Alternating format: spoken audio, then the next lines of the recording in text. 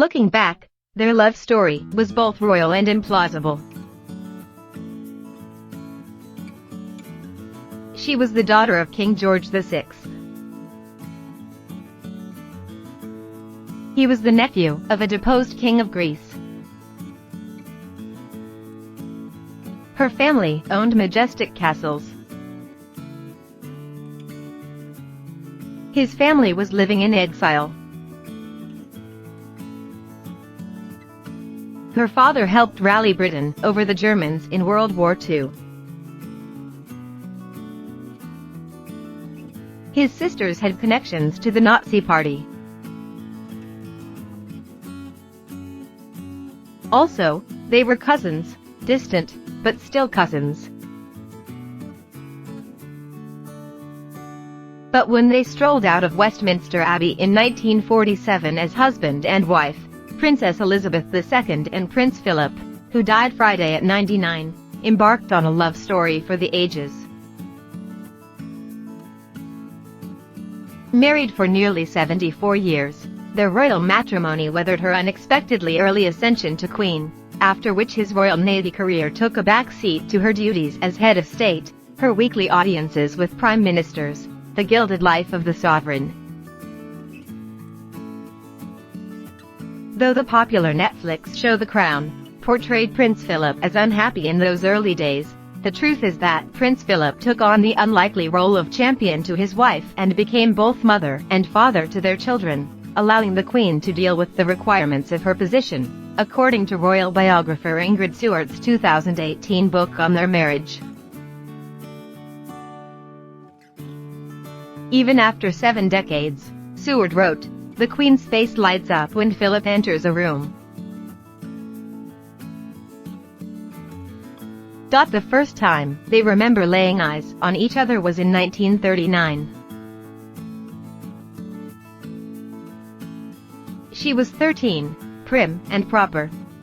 He was 18 and unrefined, a dashing cadet at Britannia Royal Naval College. Europe was months away from being consumed by World War II.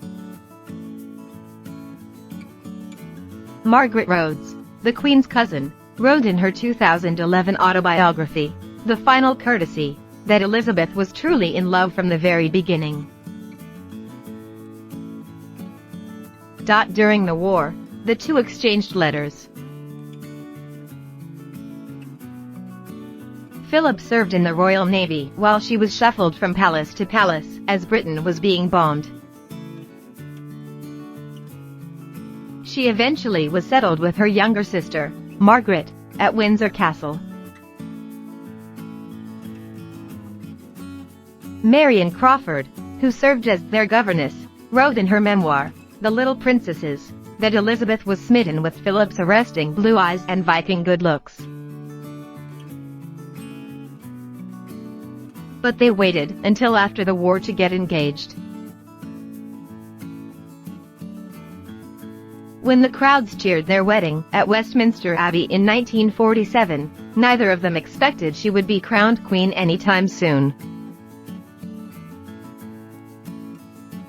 Her father, King George VI, was in his early 50s. Philip, named Duke of Edinburgh, intended to continue his career in the Navy. But the king died 5 years into their marriage, and Elizabeth became queen at the age of 25. Philip was forced to quit his naval career. In 1992, he told an interviewer, "I'd much rather have stayed in the Navy, frankly." He later called his resignation naturally disappointing.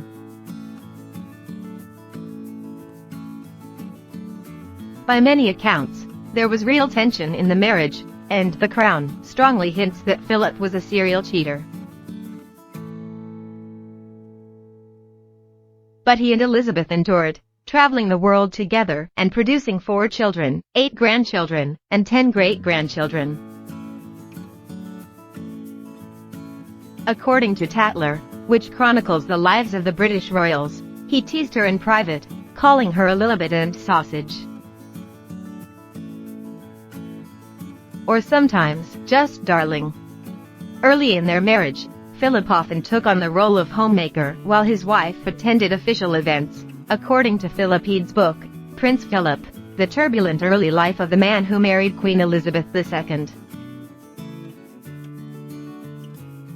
He hung pictures and moved chairs at one of the flats they shared. He loved gadgets, once picking up an electric mixer. He even bought Elizabeth the gift that scores of husbands through the years have gifted their wives, a washing machine. Philip was an avid homemaker, Ede wrote.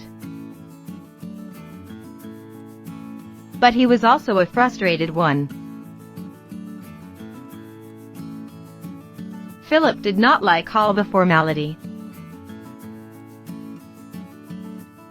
He preferred carrying his own bag, making his own martinis, and talking to people himself, not through memos or messengers.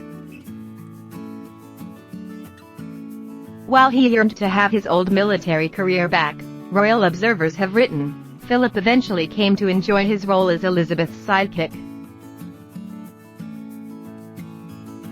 If marriage is a constant give and take between husband and wife, so it was between the Queen and her prince. The Queen's job demanded she be a rigid traditionalist. But Philip was decidedly not a traditionalist in filling his royal duties. He refused, Ede wrote, to have his speeches written by a committee of palace public relations officials. Instead, he wrote his own, or simply spoke from the cuff, often leading to notable gaffes. Philip also still insisted on hanging out with his old pals at clubs, which led to constant rumors of infidelity. But the unlikely marriage would survive Philip's fierce independence. One of the last public images of them together was on their 73rd anniversary last year. They were sitting together. Elizabeth, in a pretty light purple dress. Philip in a suit. They were looking at handmade anniversary cards sent to them by their great-grandchildren. They were smiling, the Queen and her prince, husband and wife, proud grandparents.